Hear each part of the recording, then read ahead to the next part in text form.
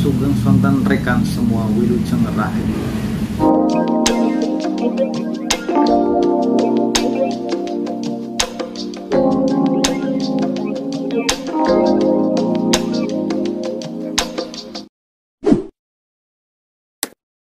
Rekan-rekan, pada kesempatan kali ini channel Sinabarak Dewan mau membahas salah satu karya saya dengan rekan-rekan dari mahasiswa Universitas Pembangunan Nasional Magister Hukum. Dan pada kali ini dalam karya buku saya dan rekan-rekan yang diterbitkan di bulan ini membahas terkait salah satu sebuah tindak pidana korupsi begitu. Nah, yang jadi isu permasalahannya adalah di bulan ini kan masih terdapat sebuah isu yang tidak kunjung selesai yang terkait dengan permasalahan hukum yang dikaitkan dengan kondisi yang saya pikir menjadi sebuah kondisi sangat memprihatinkan, yakni COVID-19. Nah, dan isu yang terbesar adalah salah satu oknum dari pejabat itu sendiri di kondisi yang sangat mempengaruhi kondisi perekonomian masyarakat atau COVID-19 ini. Salah satu oknum dari pejabat itu melakukan sebuah tindak pidana korupsi begitu. Nah, isu inilah yang kemudian akan kami bahas di dalam buku. Nah, kira-kira bagaimana solusi yang mengenai permasalahan yang dihadapi oleh bangsa Indonesia sendiri. Nah, sebenarnya saya mau masuk kepada latar belakang. Sebenarnya di Orde Lama dan Orde Baru sendiri, isu tentang korupsi ini yang dilakukan oleh beberapa oknum yang tidak bertanggung jawab itu sebenarnya sudah ada sejak dari dulu. Cuman pada kenyataannya dari zaman Orde Baru, Orde Lama sampai sekarang ini permasalahan tindak pidana korupsi ini tidak kunjung selesai begitu. Jadi saya pikir kalau saya dan rekan-rekan dari UPN membahas terkait dengan isu tindak pidana korupsi ini sangat menarik begitu.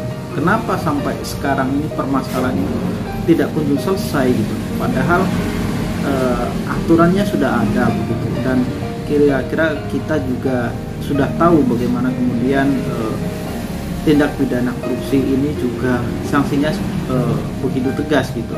Bahkan dalam kondisi pandemi COVID-19 ini ada ketentuan pasal dalam Undang-Undang Tindak Pidana Korupsi tahun 1999 yang diubah pada tahun 2002 dan diubah menjadi di tahun 2019 begitu.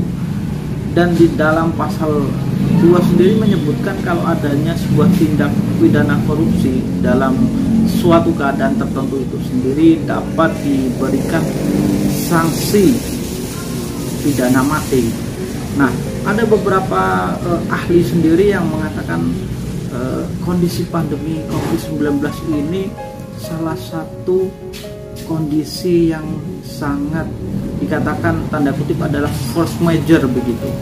Nah, saya pikir ini di dalam pasal 2 ayat 2 itu sendiri terkait dengan hukuman mati, apakah memang cocok untuk diterapkan oleh oknum yang melakukan sebuah tindak pidana korupsi begitu.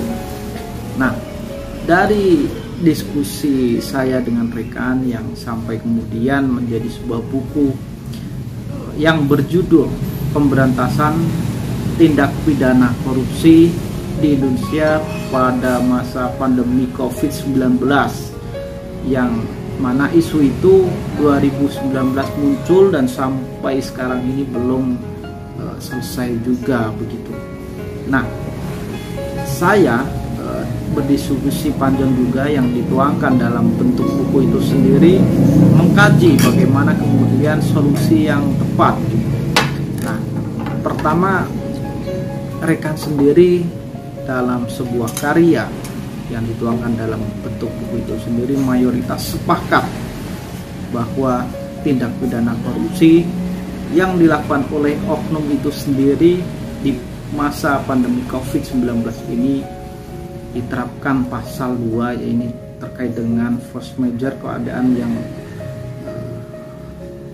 bencana atau masa pandemi ini dapat diterapkan hukuman mati begitu.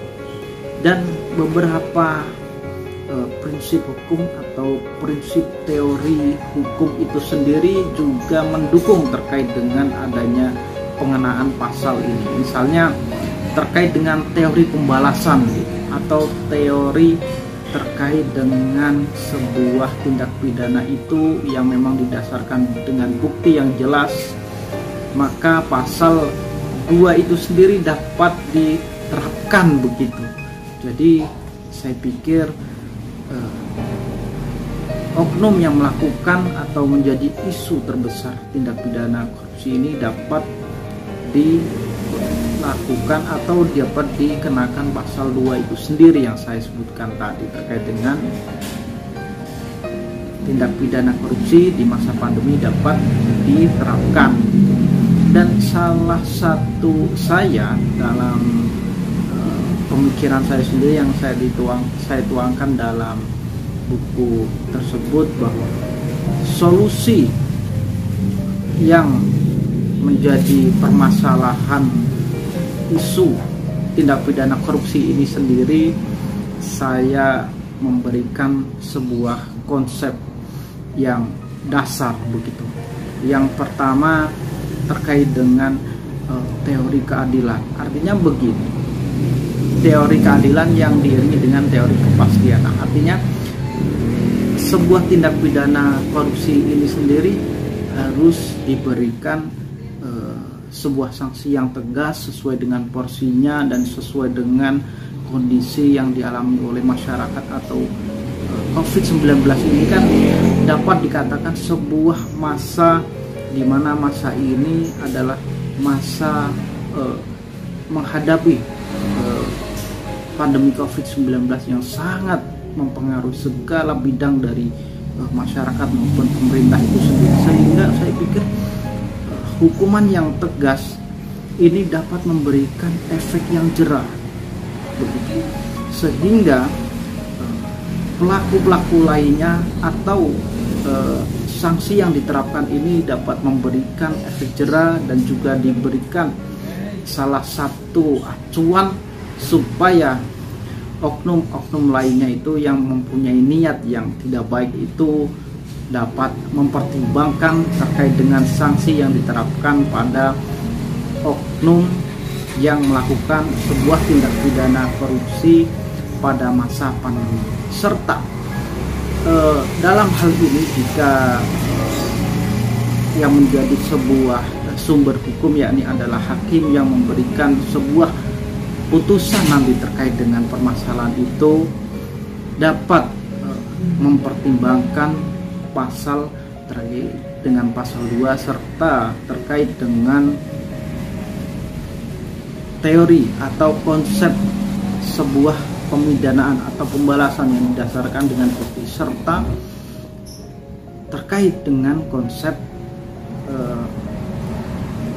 pencegahan dan serta konsep represif, yakni sebuah permasalahan hukum itu dapat diberikan sebuah sanksi yang berdasarkan dengan bukti, berdasarkan dengan ketentuan pasal yang tepat, serta mengingat sebuah kondisi-kondisi tertentu yang dapat memberikan sebuah sanksi maupun dapat memberikan sebuah dampak yang jelas terhadap orang yang dirugikan, atau dalam hal ini adalah masyarakat Indonesia begitu.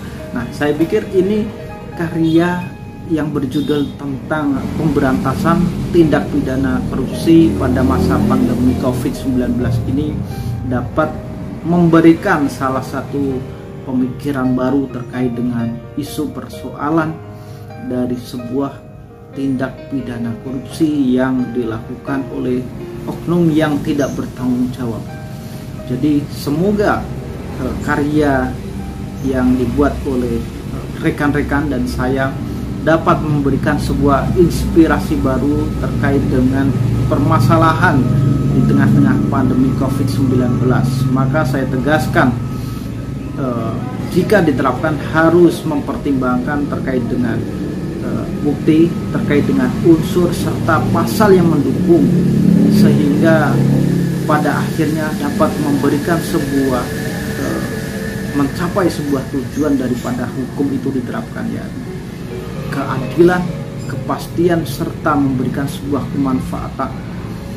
Sekian dari saya, dan saya mengucapkan terima kasih kepada rekan-rekan semua yang sudah berkontribusi terkait dengan karya buku yang berjudul Pemberantasan Tindak Pidana Korupsi pada masa pandemi COVID-19. Terima kasih. Wassalamualaikum warahmatullahi wabarakatuh.